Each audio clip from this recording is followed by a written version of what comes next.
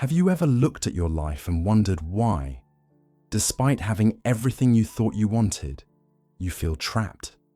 Why success feels empty? Why your relationships feel scripted? Why your daily routine feels like a cage, even though it looks perfect from the outside?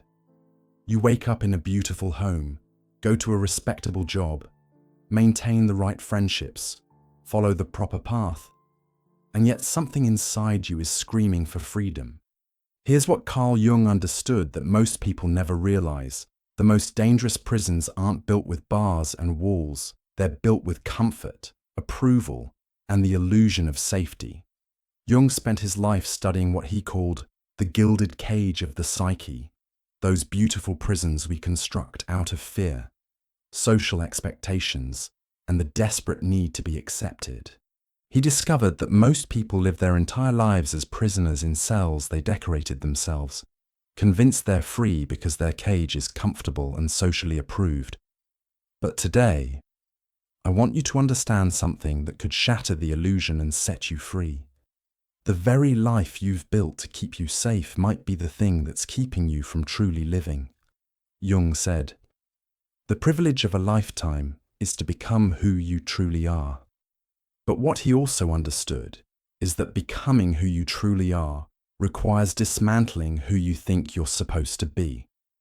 And that process, that psychological liberation, is one of the most terrifying and necessary journeys a human being can undertake. Because the moment you recognize you're living in a prison, even a beautiful one, you can never unsee the bars. And before we explore how Jung's insights can help you identify and escape your beautiful prison, don't forget to like this video, subscribe to the channel, and leave a comment below. I want to know, do you recognize any beautiful prisons in your own life? Sometimes sharing that recognition is the first step toward freedom.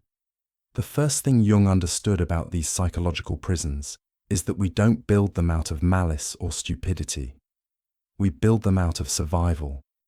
Every beautiful prison starts as a legitimate attempt to feel safe, accepted, and worthy in a world that can be harsh and rejecting. You learned early that certain behaviors got you love, certain achievements got you approval, certain personas got you acceptance. So you built your life around these formulas for safety, not realizing you were also building the walls of your own confinement. Jung called this the development of the persona, the mask we wear to interface with the world. But here's what most people don't understand.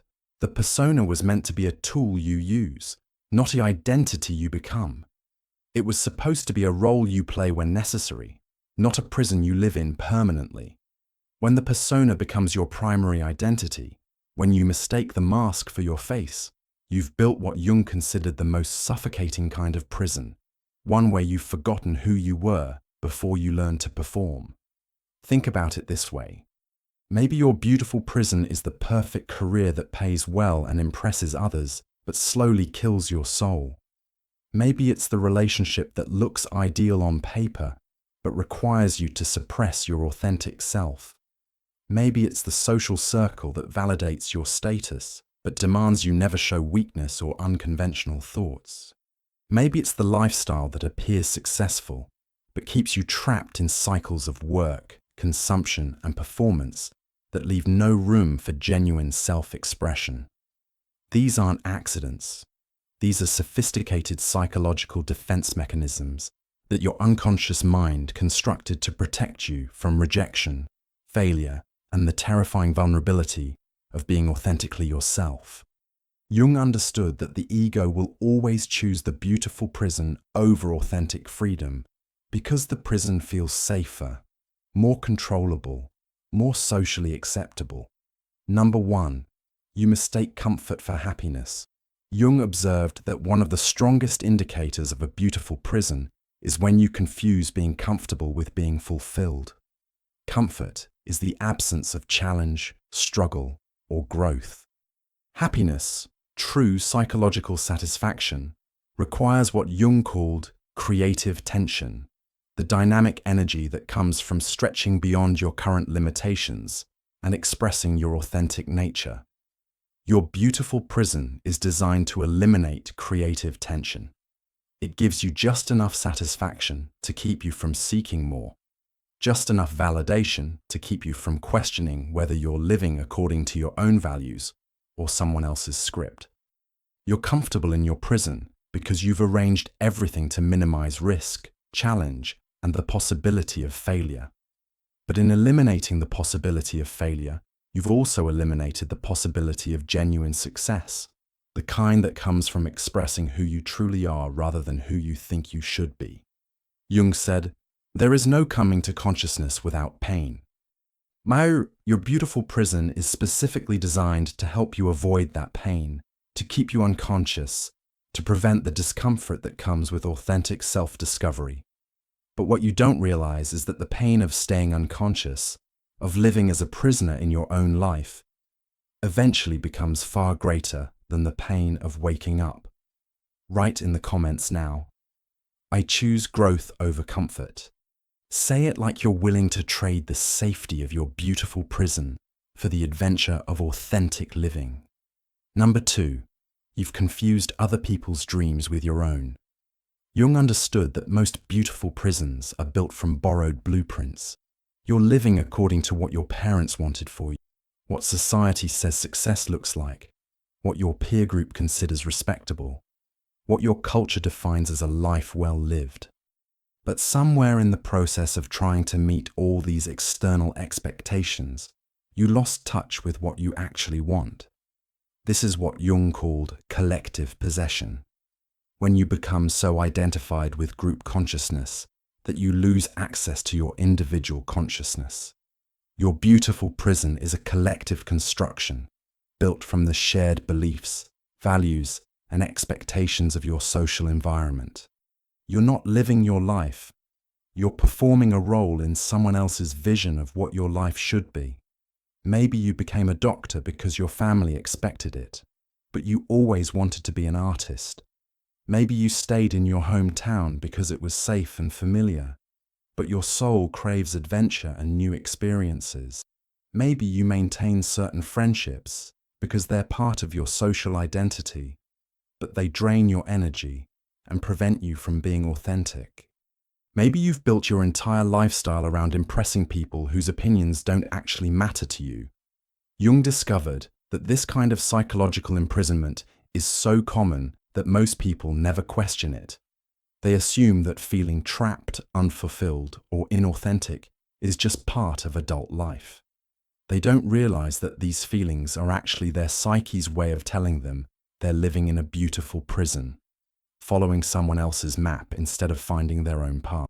Number 3, you're addicted to approval instead of aligned with purpose. Jung observed that beautiful prisons are always maintained by what he called the approval addiction, the unconscious belief that your worth depends on other people's positive opinion of your choices. Your prison might be beautiful, but it requires constant maintenance through external validation. You need others to admire your success, approve of your decisions, and confirm that you're living correctly. But here's what Jung understood about approval addiction. It turns you into a prisoner of other people's expectations and opinions. You can't make authentic choices because you're too busy calculating what choice will get you the most approval. You can't express your true thoughts and feelings because you're too concerned about maintaining your image. You can't take risks or explore new directions because you might lose the approval that your prison depends on. This is why your beautiful prison feels so exhausting. You're not just living your life, you're performing it. Every interaction becomes a calculation. Every decision becomes a performance. Every day becomes an elaborate show designed to maintain the approval that keeps your prison intact. Jung called this the tyranny of the ought, living according to what you think you ought to do, rather than what you authentically want to do. The tragedy is that the approval you're seeking from others can never satisfy the deeper need for self-approval, for what Jung called the acceptance of the self by the self. No amount of external validation can fill the void created by rejecting your authentic nature. Your beautiful prison might get you praise, admiration, and social status, but it can never get you the one thing you actually need, the feeling of being genuinely yourself. Hit like if you're ready to stop performing for approval, and subscribe if you want more insights into Jung's psychology of authentic liberation. Number 4. You've made fear your architect. Jung understood that every beautiful prison is ultimately designed by fear. Fear of rejection, fear of failure, fear of judgment, fear of being alone, fear of not being enough. Your unconscious mind surveyed all these fears and decided to build you a life that would minimize your exposure to them. The problem is that in trying to avoid your fears, you've also avoided your authentic self, because authenticity requires courage, vulnerability, and the willingness to risk disapproval. Your beautiful prison is a masterpiece of fear-based design. Every choice is calculated to keep you safe from the things that scare you most. You choose the secure job over the meaningful work because you're afraid of financial uncertainty. You stay in the comfortable relationship instead of seeking deep connection because you're afraid of emotional vulnerability.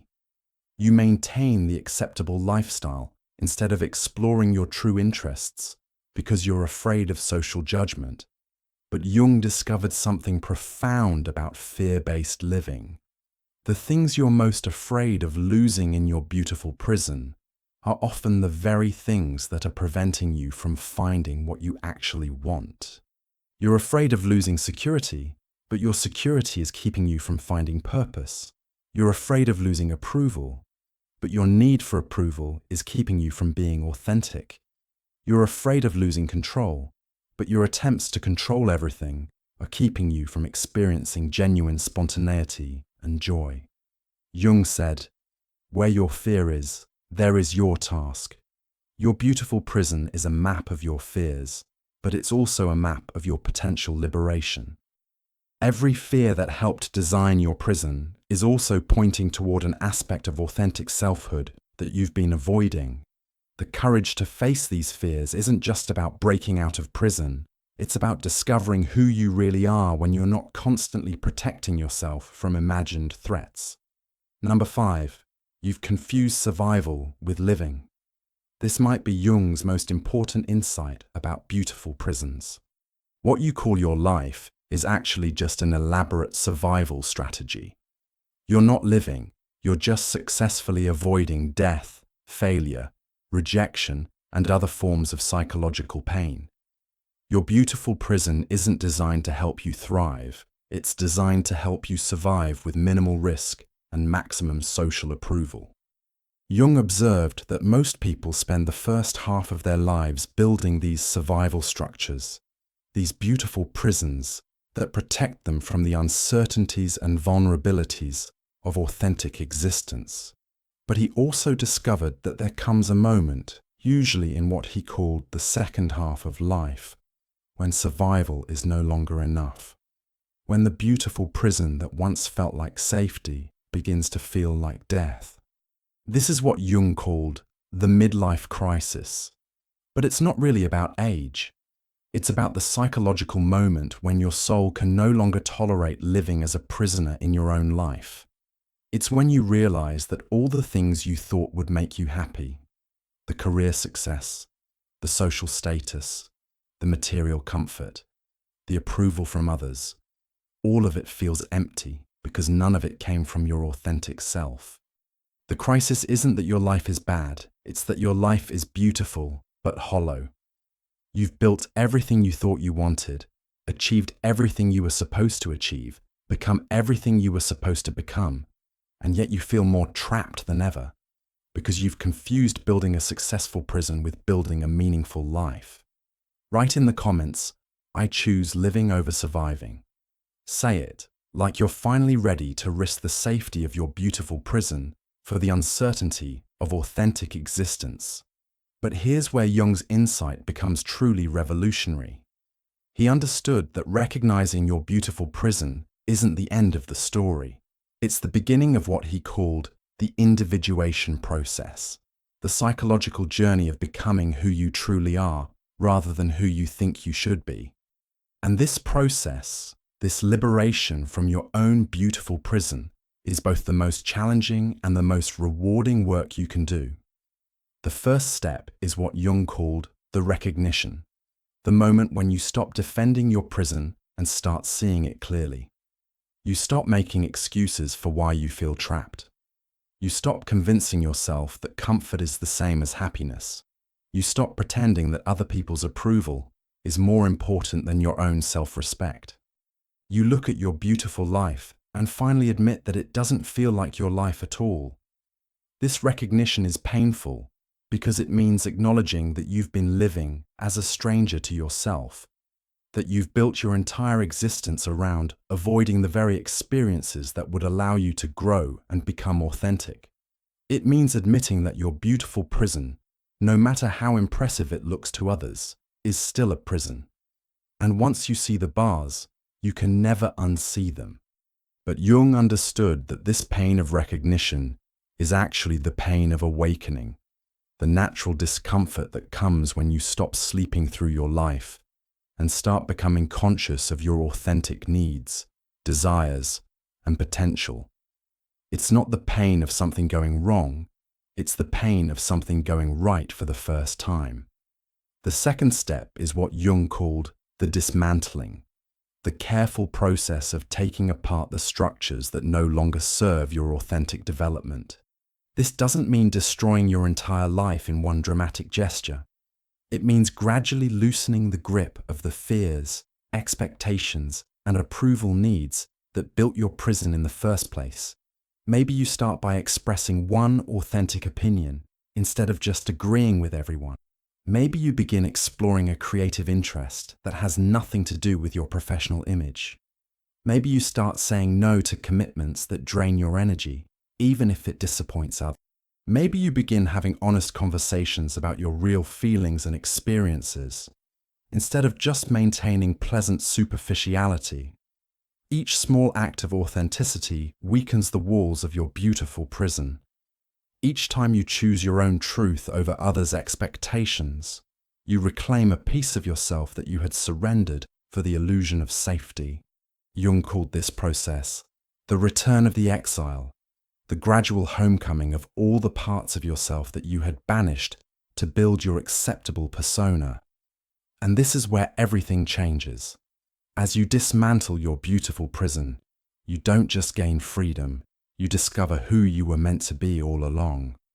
Jung called this your true self, the authentic core of your being that exists beneath all the roles, expectations, and survival strategies you've accumulated over the years. This true self isn't selfish or antisocial. It's actually more connected, more loving, more generous than the imprisoned version of yourself ever was. Because when you're not constantly defending yourself from imagined threats, when you're not performing for approval, when you're not trapped in survival mode, you have access to levels of creativity, compassion, and wisdom that your beautiful prison never allowed. Jung observed that people who complete this liberation process become what he called individuated, fully themselves in a way that serves not just their own development, but the development of everyone around them. They become more authentic in their relationships, more creative in their work, more courageous in their choices, more peaceful in their daily experience. But most importantly, they become free. Not free from responsibility or consequence, but free to respond to life from their authentic center rather than from their accumulated fears and conditioning. Free to make choices based on their genuine values rather than their need for approval. Free to love and create and grow without the constant anxiety of maintaining their beautiful prison. The world will try to convince you that your beautiful prison is actually your life, that the comfortable cage you've built is something to be grateful for rather than something to be liberated from. Society benefits when you stay imprisoned in acceptable roles and predictable behaviors. Your family might prefer the version of you that fits their expectations. Your career might reward the persona you've created rather than your authentic self. But Jung knew that this imprisonment, no matter how beautiful, is ultimately a form of psychological death. That living as a prisoner in your own life, even if the prison is comfortable and socially approved, is a betrayal of your deepest nature and your greatest potential. So, if you've been feeling trapped in a life that looks perfect from the outside, if you've been wondering why success feels empty, or why approval feels hollow, if you've been sensing that something essential is missing, even though you have everything you thought you wanted, Jung would tell you that these feelings aren't symptoms of ingratitude or depression. They're symptoms of imprisonment in your own beautiful creation. The life you built to keep you safe has become the thing that's keeping you from truly living. The persona you created to win approval has become a prison that prevents authentic connection. The security you worked so hard to achieve has become a cage that prevents genuine growth and discovery. But here's Jung's most hopeful insight. The same consciousness that built your beautiful prison can also liberate you from it. The same intelligence that created your survival strategies can be redirected toward authentic living. The same energy you've been using to maintain your prison can be used to explore your true potential. The key is courage. The courage to admit that your beautiful life might not be your authentic life. The courage to question whether the path you're on is actually your path, or just the path that seemed safest. The courage to risk the comfort of your prison for the uncertainty of freedom. Jung said, "The most terrifying thing is to accept oneself completely." But he also understood that this terror is the doorway to genuine freedom, authentic relationships, meaningful work, and the deep satisfaction that comes from living as who you really are, rather than who you think you should be. So write in the comments now, "I am ready to be free."